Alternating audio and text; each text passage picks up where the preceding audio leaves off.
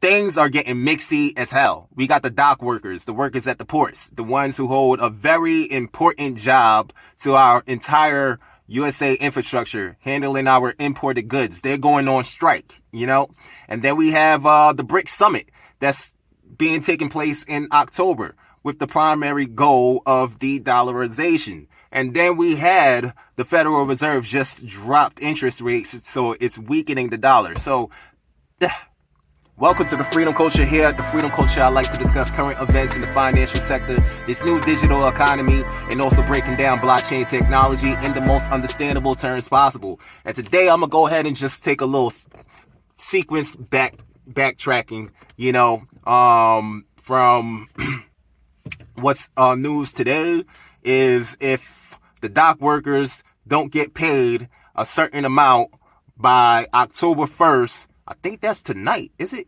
If they don't get paid a certain amount, then they're going on strike. But let me give you some numbers to chew on.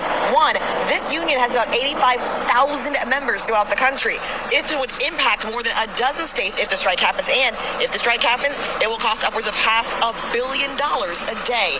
Now, we know the impact is far-reaching if this strike goes into effect, and it will hit major retailers like Home Depot, IKEA, and Walmart. Items from electronics to canned goods, all on massive cargo ships that we know go in and out every single day. The International Longshoremen Association union members say they want more money for the work that they provide, and they also want job protection from automated technology. This would be a 6-year contract that they're trying to negotiate right now.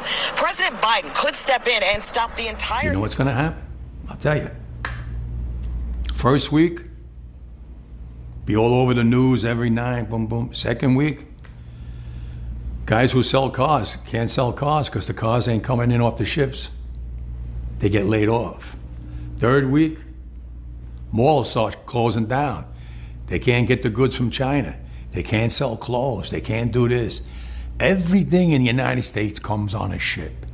They go out of business. Construction workers get laid off because the materials aren't coming in. The steel's not coming in. The lumber's not coming in. They lose their job. Everybody's hating the longshoremen now. It sounds like a recipe for disaster, because we need them. We need the workers there to handle our, imported goods and stuff like that. So this could cause a huge influx in the inflation. longer it's around, the more inflationary it's going to be. As I mentioned, if it's a 2-week strike, we're going to be digging out of this for months. It'll be well after Christmas by the time all of the log jams have been resolved. You're going to start to see congestion pricing. You're going to see other kinds of charges that ports will end up having to levy because goods are stuck on the ports. Trucks are going to be delayed in getting their product to stores. And so some of those are costs that will be charged and added in. Some of those are the costs associated with product not being delivered in time. And keep in mind, the last couple of months, what companies have been doing is they've been mitigating the risk of being caught up in the strike by finding alternative, in some cases less efficient, supply chain situations. So what they're asking for is more money, a 70% increase in pay. Now, will they get it? I don't know. If it was up to me, these guys will be overpaid. You feel me? Because we need what they do to keep the business. Keep the USA running. So this is a really tricky situation, and I really feel like it's we should pay attention to this. I really feel like this is important.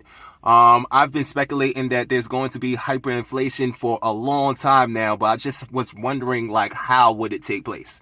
And this could potentially lead to hyperinflation in a flash, along with all these other effects, all these other events that I'm about to mention. We have the the decrease of tax cuts. They're decreasing the tax rate. So now there's going to be easier access to money. Eventually, they're going to start printing money.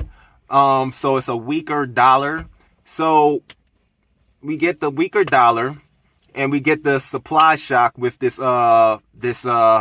port strike. And then we also have the BRICS Summit event that's coming up in October.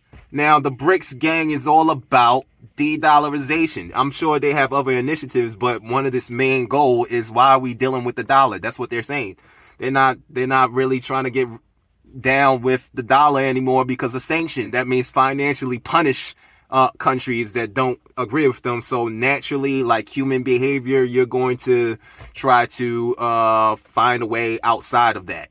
If BRICS is allowed to mature to the stage where they issue their own currency, their own ministries, that the new development bank becomes a real rival to the World Bank, then America and her allies cannot allow that to happen because it will be the end of America's hegemony.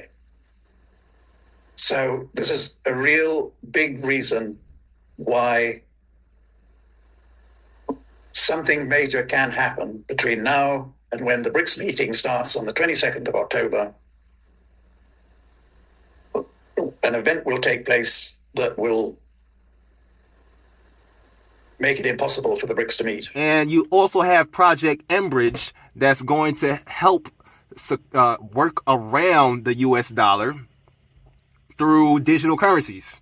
So what the hell is going to happen with the USD? You know what I'm saying? What the hell is going to happen with the dollar? There's going to be a whole lot more money in the environment. So when there's a whole lot more, then it's going to be worth a whole lot less. So we got the interest rates decreasing, and it's no signs of stopping, you know, at least for a little bit. There's probably going to be more tax cuts, probably like 2 or 3 more tax cuts in for the end of this year, and also the beginning of next year there's going to be more tax cuts. So that's more money. Eventually they'll start printing money. We're on the way to war, and war is always more money printing. So I don't know, it just doesn't look good. It just doesn't look good for the dollar. But I'll tell you what does look good though. Assets. You know what I'm saying? Get your ass in assets. Now, the use of liquidity, i.e. debasement of currency, to pay for the interest payments on all the debt is the thing that causes assets to go up, because the debasement is actually lowering optically the value of fiat currency. So it's a bit of a mind trick, and people don't see it and don't understand it. But this is why markets go up. And then, you know, over time, I've looked how cyclical this is, and that it repeats, and we can forecast it into the future by using certain forward-looking indicators as part of the Everything Code. And everyone should go to my YouTube channel, see that video. So Raoul Pal, the Journeyman, see the video of the Everything Code. It is 2.5 hours long, but it is the most important thing I've ever put out. Go ahead and get into the market. You feel me? The market is going to do all right. Cash right now, I'm not sure. I'm not too sure where to stand with cash. Like I said in my previous videos, I would be careful with the banks. There's going to have to be some type of excuse for, you know, the next trick that they got up their sleeve. You know what I'm saying? I'm a contrarian with the idea that all of this is by coincidence. I really feel like, you know, these people know what's going on. I feel like these are highly sophisticated, smart individuals, and it's smart to play dumb because this is a huge change that's going on. And also keep in mind that XRP stablecoin, the RLUSD was just, they've just minted like a shit ton of those stable coins. So it's a very interesting time. I'm not going to hold too much of your time. This news is just new to me, and I'm just delivering it real quick. The port situation, I don't know. It looks a little tricky.